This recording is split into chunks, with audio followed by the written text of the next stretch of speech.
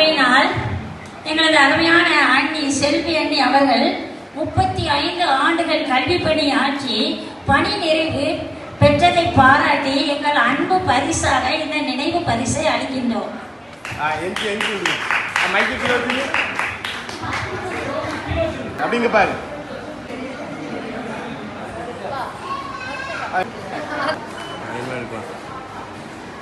நாள் விழா என ஆண்டுதோறும் கொண்டாடி வருவோம் இல்லையா?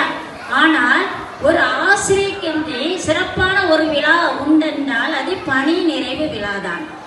ஏனென்றால் ஆசிரியை ஆற்றக்கூடிய பெரும் பணி, அந்த பணியை அவர்கள் உண்மையோடு உத்தமத்தோடும் செய்யும் போது அவர்களுக்கு பணி நிறைவு மிகவும் மகிழ்ச்சியாக இருக்கும். மன நிறைவோடு சந்தோஷத்தோடு ஓய்வு பெறுவார்கள். அதோடு மட்டுமல்ல, அந்த நாளிலே எங்கே கொண்டு ஒப்படைக்க வேண்டும்?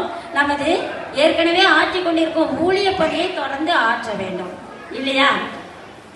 அன்னையை வாழ்த்தி பேசணும் நிறைய நினைச்சிருந்தேன். நேரம் கருதி நான் அளித்த ஒரு சிறு வாழ்த்து மடல் மூலம் அதை மட்டும் உங்களுக்கு இப்போது வாழ்த்துதலாக வாசித்தளிக்கிறேன்.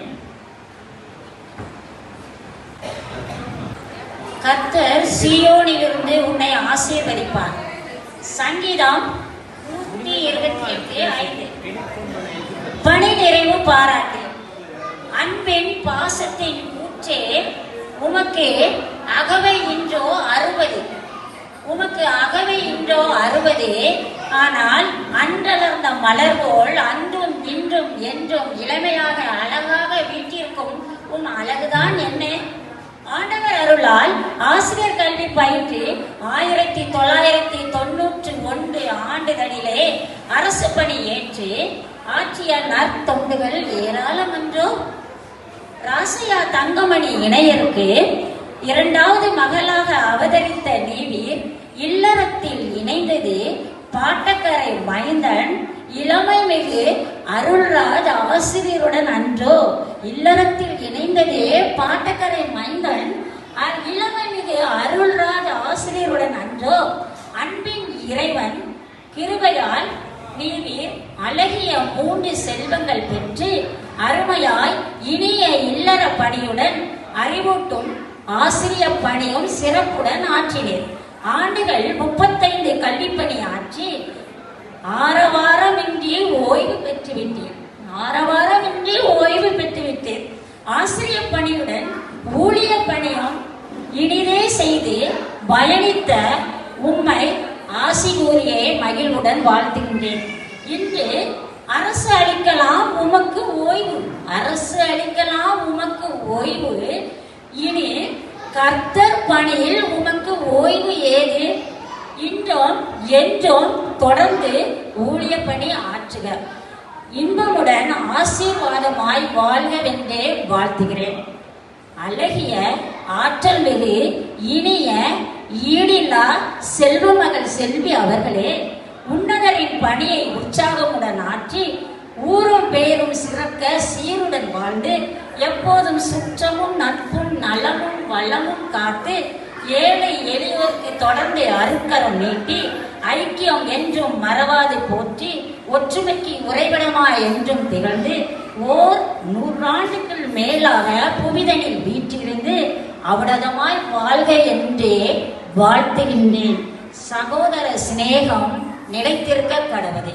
ரோமர் 13:1 படி நம்முடைய நட்பு என்றென்றும் நிலைத்திருக்க இறைவன் கிருபை புரிவாராக.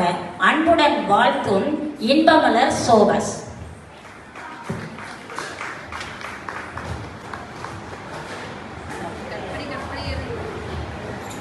இங்கே வந்திருக்கும் அனைவருக்கும் என்னுடைய இனிய வாழ்த்துக்களையும் நன்றியை நான் தெரிவித்துக் கொள்கிறேன்.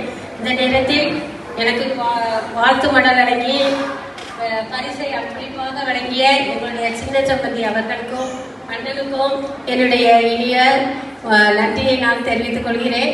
இந்த நாளிலும் எங்களுக்காக நீங்கள் ஜெபித்துக் கொள்ள வேண்டும். வாழ்த்து மடலில் எழுதப்பட்ட வாழ்த்துக்களை எல்லாமே எங்களுடைய வாழ்க்கையில் இருக்கிறதா இல்லதா என்பது தெரியாது. இருந்தாலும் நாங்கள் அதை ஏற்றுக்கொள்கிறோம். கர்த்தர் இம்மட்டும் எனக்கு 35 ஆண்டுகள் கல்வி பணியை சிறப்பாக செய்து முடிக்க கர்த்தர் கிருபை செய்தார். அதற்காக என் தேவாதி தேவனை நான் சோஸ்தரிக்கிறேன். ஒரே ஸ்கூல்ல 32 ஆண்டுகள் பணிபுரிய கர்த்தர் கிருபை செய்தார்.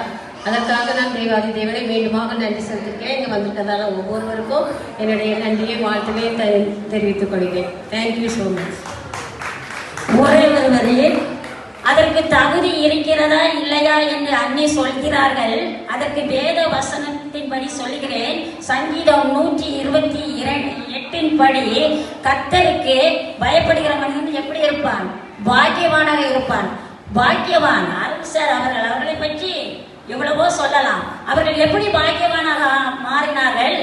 அடுத்த வசனம் என்ன சொல்கிறது? உன் மனைவி வீட்டோர் கணிதரும் திராட்சை கொடியை போல் இருப்பார். நீங்கள் கணிதரும் திராட்சை கொடி. அடுத்தபடியாக உன் பிள்ளைகள் பந்தியை சுற்றிலும் ஒளிவ மர கன்றுகளை போல் இருப்பார்கள். உங்கள் பிள்ளைகள் பந்தியை சுற்றிலும் ஒளிவ மரங்களை போல் இருக்கிறார்கள் இல்லையா? அதுபோக உன் பிள்ளைகளிலும் இஸ்ரவேலுக்கு உண்டாகும் சமாதானத்தை காண்பாய் என்ற சொல்லி ஆசீர்வாதம் அத்தனையும் உங்கள் வாழ்வில் பழித்திருக்க கிருபை செய்திருக்கிறார். இன்னும் தொடர்ந்து மேன்மேலும் ஆசீர்வதிக்க கர்த்தர் சித்தம் கொண்டிருக்கிறார். அவ்வாறு ஆசீர்வதிப்பாராக. அதனால் நீங்கள் என்றும் பாக்கியவதி பாக்கியவான். நன்றி.